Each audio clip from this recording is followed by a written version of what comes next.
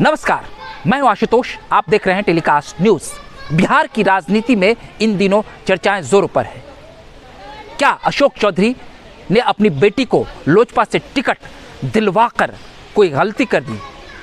क्या अशोक चौधरी को लेकर पार्टी के भीतर तल्खी ज्यादा हो गई है? अशोक चौधरी की अपनी बेटी शांभवी चौधरी लोजपा के टिकट पर समस्तीपुर लोकसभा सीट से चुनावी रण में कूद गई हैं। चुनाव प्रचार भी जोरों पर कर रही हैं, लेकिन ऐसी सूचनाएं मिल रही है जो चर्चाओं का बाजार गर्म है कि अशोक चौधरी नीतीश कुमार के गुड बुक से आउट होते चले जा रहे हैं। ये कैसे, मैं आपको समझाता हूं। कुछ दिन पहले, 2-3 दिन पहले शांभवी चौधरी का नामांकन हुआ। जाहिर सी बात है, वो बेटी अशोक चौधरी की, और अशोक चौधरी बिहार सरकार में मंत्री हैं, नीतीश कुमार के खासे करीबी हैं। आप देखते होंगे हर मंच पर नीतीश कुमार के साथ अशोक चौधरी नजर आते थे। लेकिन अशोक चौधरी की बेटी शांभवी चौधरी का जब नामांकन होता है, चिराग पासवान की पार्टी, जी हाँ, चिराग पासवान की जो लोजपा रामविलास गुट है, उससे वो नामांकन करती हैं। काफ़ी जोशो खरोश का माहौल रहता है, भाजपा के भी कई नेता उसमें शामिल होते हैं। लेकिन इस नामांकन में बिहार के मुख्यमंत्री नीतीश कुमार गायब रहते हैं। नीतीश कुमार की बात तो छोड़िए, पार्टी के पूर्व राष्ट्रीय अध्यक्ष ललन सिंह, पार्टी के कद्दावर नेता, फिर एक्शन में आ गए हैं, वो भी नहीं जाते हैं। जदयू पार्टी के एक और बड़े नेता, पूर्व मंत्री और मौजूदा राज्यसभा सांसद संजय झा, वो भी नहीं जाते हैं। अब आइए महेश्वर हजारी पर। महेश्वर हजारी भी नहीं जाते। वो क्यों जाएंगे भैया? उनके बेटे के चुनाव लड़ने की भी संभावना प्रबल दिख रही है, वो भी शांभवी चौधरी के सामने। तो पार्टी के ये कद्दावर नेता ना वहाँ मौजूद नहीं रहते हैं।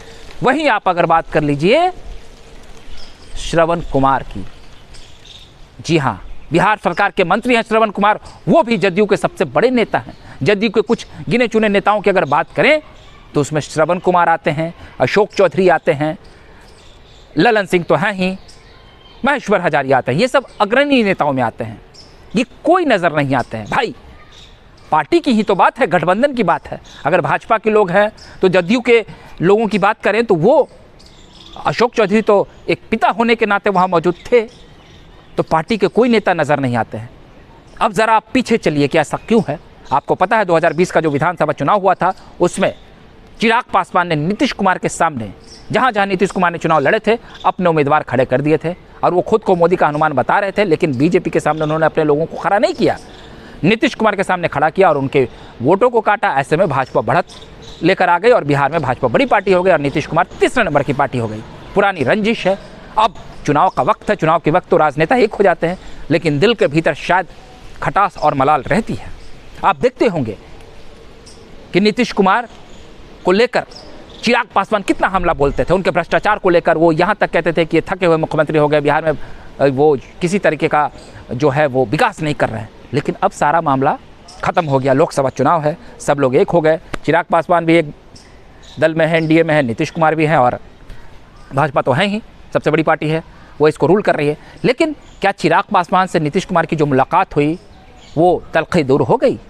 इन सब के बीच में समस्तीपुर का जो चुनावी रण है वो काफ़ी चर्चाओं में आ गया, क्योंकि अशोक चौधरी की बेटी वहाँ से चुनाव लड़ रही है। चिराग पासवान की जो पार्टी है वो दलितों की पार्टी के तौर पर बिहार में स्थापित है, क्योंकि चिराग पासवान भी उसी समुदाय से आते हैं। उनके पिताजी ने इस पार्टी को खड़ा किया है, और शांभवी चौधरी, अशोक चौधरी की बेटी, वो भी उसी समुदाय से आती है। लेकिन अब ऐसी चर्चाएं हैं कि लगभग उस बात पर मोहर लग चुकी है। कांग्रेस के अंदर खाने से सूचनाएं आ रही हैं कि सन्नी हजारे वहाँ से चुनाव लड़ रहे हैं। सन्नी हजारे महेश्वर हजारी के पुत्र हैं। भला बताइए ये कैसे हो गया?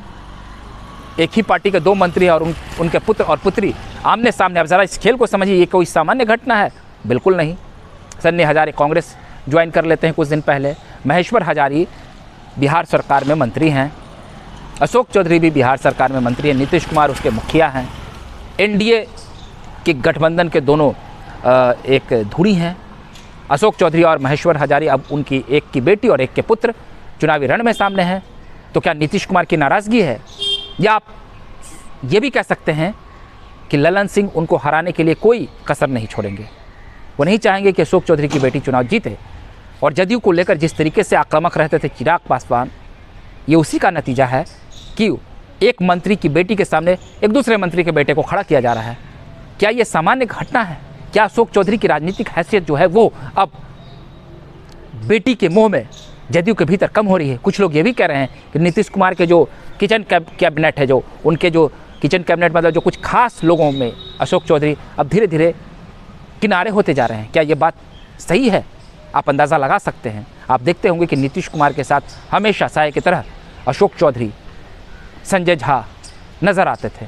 ये दोनों आपको हमेशा नज़र आ जाते थे, लेकिन काफ़ी लंबे समय से चुनावी मंच से लेकर कई जगहों पर अशोक चौधरी नज़र नहीं आ रहे हैं। तो ऐसे में ये सवाल तो उठना लाजमी है, और ख़ासकर चुनाव का मौसम है, चुनाव का वक्त है। पार्टी की तरफ से प्रचार करने में भी थोड़ी कंजूसी दिखा रहे हैं, या पार्टी के भीतर कोई भीतरघात है? क्या लल्लन सिंह का गुट ज़्यादा हावी हो गया है? ये बहुत बड़े सवाल हैं। इन सवालों के बीच में समस्तीपुर का जो टिकट है और जो समस्तीपुर का समीकरण है वो फंसता नज़र आ रहा है, क्योंकि जदयू के पार्टी के भीतर ही भीतरघात हो रही है, और ऐसे में अशोक चौधरी को काफ़ी अलर्ट रहना पड़ेगा। आपको हमारा ये वीडियो अच्छा लगा हो तो उसे आप लाइक करें, सब्सक्राइब करें, थोड़ा हमें प्यार दें। अगली बार हम फिर नए वीडियो के साथ हाजिर होंगे, तब तक के लिए आप हमें इजाज़त दे दीजिए। बहुत बहुत धन्यवाद।